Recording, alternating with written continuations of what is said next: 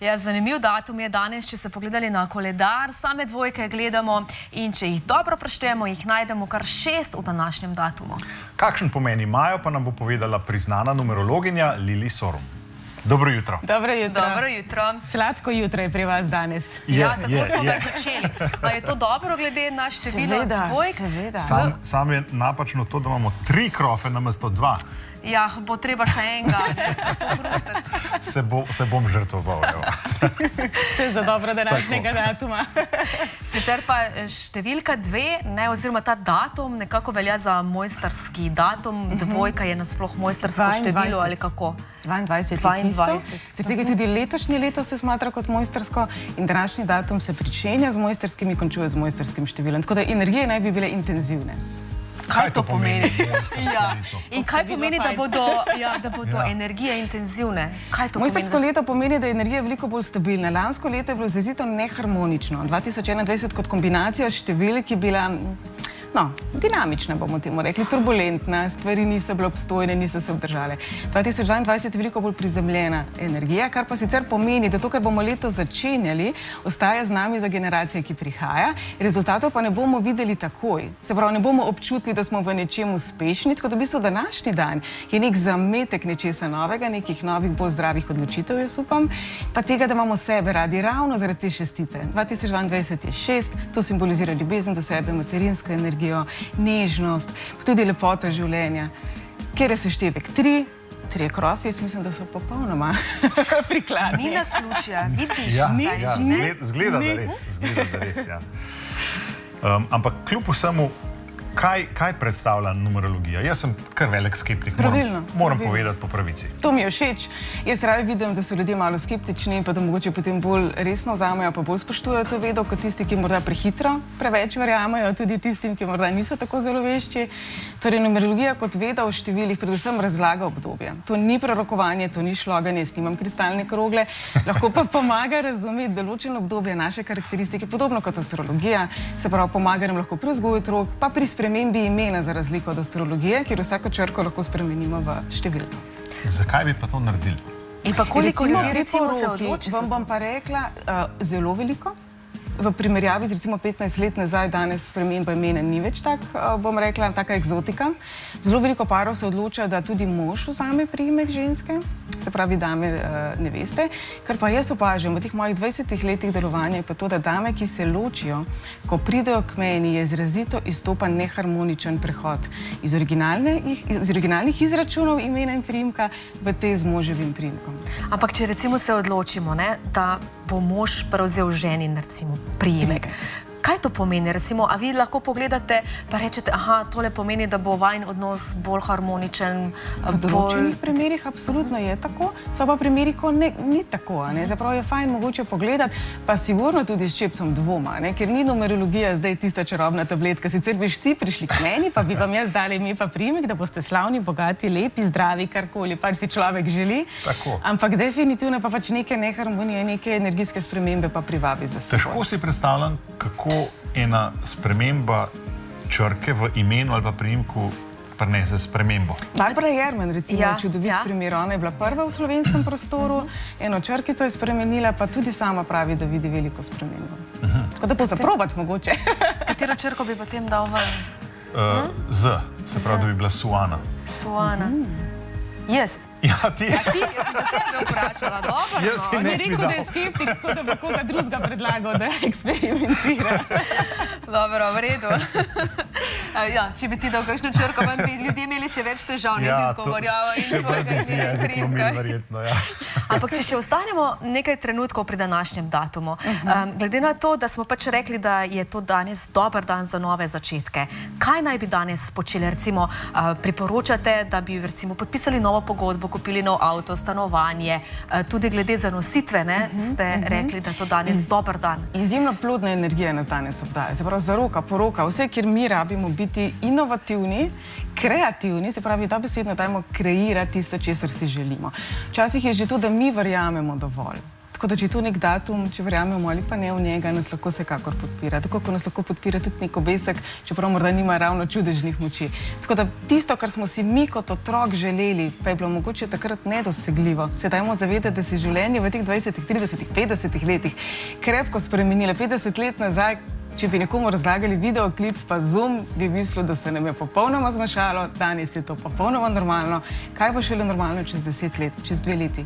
Kakšna je bila naša normalnost 2 leti nazaj? Tako da v bistvu ne si postavljati mej, ampak zaupati in si zaželeti, tako kot otrok, ko upihne torto za rojstni dan. Taka energija nas obdaja. Pa bi se danes še kaj bolj posebnega zgodilo, recimo, če bi mi ostali že ob 2 uri 22 minut zjutraj, kaj smo to zamudili? Prevedemo, da bi bili prej zaspani, če nič drugega. Malce hec, ampak kaj pa recimo bo v letošnjem letu, oziroma kaj naj bi se zgodilo, ker dejansko celo leto je 2022?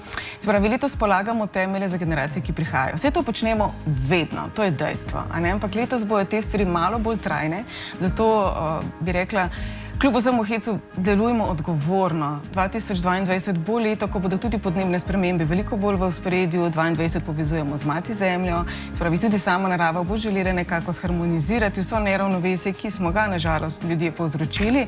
Tako da mislim, tudi tisti, ki trdijo, da podnebne spremembe ne obstajajo, mislim, da si težko zatiskajo oči. Tudi v sami Ljubljani se je vreme veliko spremenilo, vidimo, kakšne neurja so po svetu, koliko je več potresov. Tako da sama mati... Snega ni več, tako je. Potem več teh vremenskih ujm za letos. Tudi potresov, tudi to, se pravi, 22 je mati zemlja. Leto 2022 smo rekli materinska energija. Mal nas bo za ušesa, sej roko na srce si mogoče tudi malo zaslužimo. Kakšne pa so sicer napovedi za Slovenijo? Imamo kar 3 volitve, predsedniške, parlamentarne, lokalne. Zdaj ne sprašujem, kdo bo zmagal. Hvala. Ampak... Ni krogle. Ni krogle. Ampak takole, kakšne so napovedi recimo za našo državo? Slovenija je letos osebno leto 1. Enka pomeni nove začetke, preboje, se pravi, lansko leto smo se nekako vrteli v istih krogih, bili smo v 9, 9 tudi sama, taka je malo bolj okrogla. Previdevati pa je vse večji vpliv mladih. Enka je napredna energija, se pravi, vedno gre nekako v smeri napredka, pravi smeri, tako da jaz v bistvu se veselim za Slovenijo. Ne bo pa to verjetno še v prvi polovici, ta vpliv se bo videl verjetno bolj malo kasneje. Tako. Kako pa sploh interpretirate številke? A gre to za nek instinkt, za občutek, ali znanost? Pa čista piflerija, pa malo občutka zraven. Ni tako kot matematika sicer, no. Ampak ja, vsako število ima svoje pluse, minuse, v kombinaciji z drugimi številimi se različno obnaša in tako naprej. Se pravi, tudi osebo, ko delam analizo, izračunam z imena, priimka in rojstnega datuma 5 osebnih števil. Ni to samo ena številka, ki bi potem se to razgalila nas, ker smo tudi mi večplastni, konec koncev.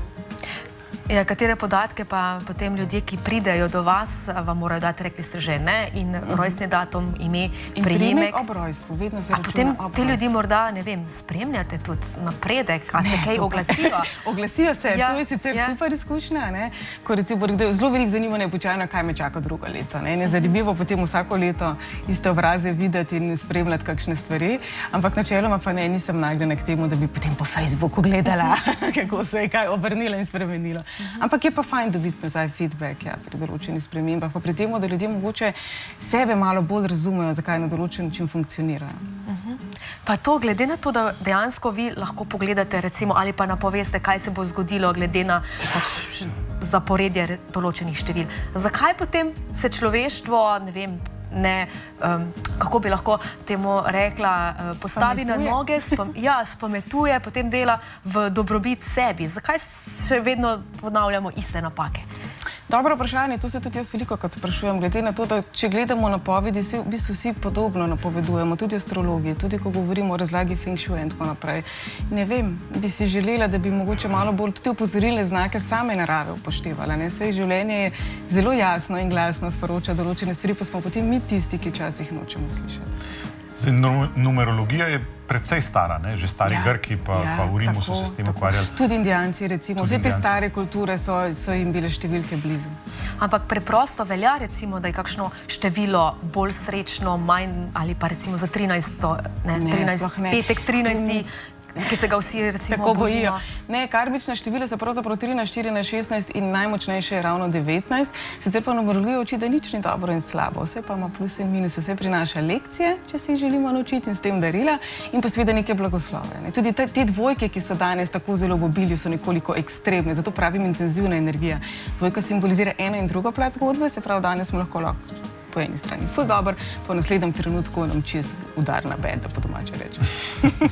A imaš ti morda kakšno srečno število ali pa verjameš, ne? Aha, zdaj pa, ker je danes pa ta datum, se bo pa nekaj dobrega zgodilo. Datum ne, ker sem še košarko treniral, sem imel številko 10, ampak ne vem, zakaj sem se za njo odločil. Taka simpatična mi je bila. Desetka je prodorna energija. Simbolizira res preteklosti, simbolizira nove stvari, svežo energijo pa povezane z belo barvo. No, vidiš, zdaj si dobil še napoved. Še razlago. Ja, imate vi dejansko mogoče kakšno bolj priljubljeno število? Ali so vse številke lepe? Meni je ljubo 12 od majhnega, ampak po mojem, ker sem na 12. rojena. Jaz mislim, da pač z neko tako ali drugačno povezavo so nam kakšne številke simpatične ali ne. Pa ti, Suzana?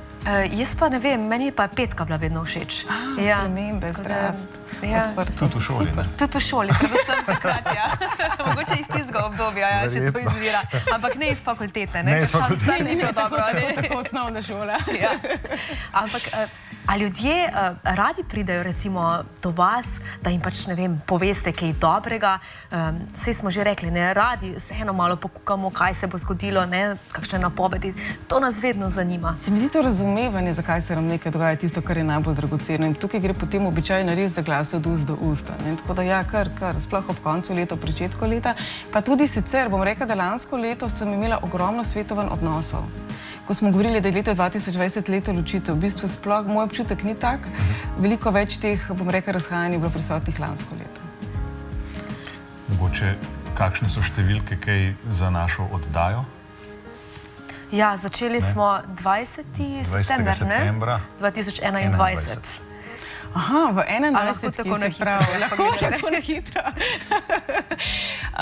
Ta dvojka tukaj vam pomaga pri komunikaciji in po povezovanju in je za oddajo super energija. Je pa 2021 kot sama, ker je bilo leto zelo neharmonično, prinaša vam zelo dinamične spremembe, pa zelo veliko nihanj, kar ni nujno slabo, glede na to, da imate pogovorno oddajo. Če bi bili pa gradbinci, bi pa rekla, jo, bi bilo boljše, če bi počakali. Res imamo veliko nihanj. Hvala za obisk in pa za razlago tega. Z največjim veseljem. Ja, bilo je zelo zanimivo. Čudovito jutro je bilo z vami. Hvala lepa. Sledijo kratki oglasi, v nadaljevanju oddaje pa boste lahko videli, kako poteka izdelava zobotrebcev na tradicionalen način, v studiu pa bomo gostili skavte.